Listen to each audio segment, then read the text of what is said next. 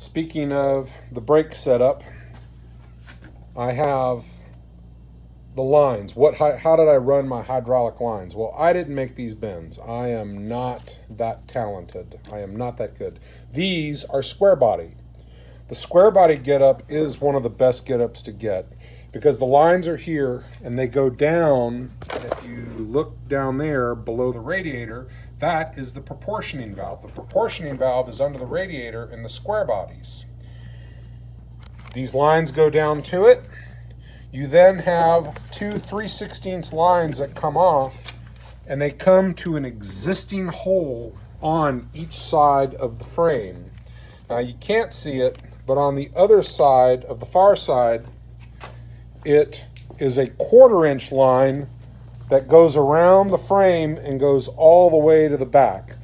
I just went and bought a couple of the longest lines that O'Reilly's had to offer. Ran the lines, just used brass unions. I got in an argument with somebody about using brass unions, but the factory used brass unions. The line would go just past the cab, and if it was a short bed, they'd run a short piece to the rear. If it was a long bed, they'd run a longer piece.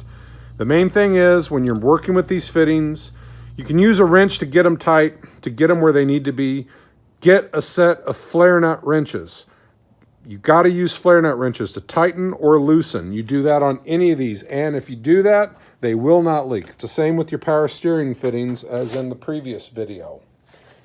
And so that is how I did my brakes. Again, you got the master cylinder, you got the lines that go down to the proportioning valve. It's 3/16 to the front for disc brake setup, and a 1/4 inch line to the back.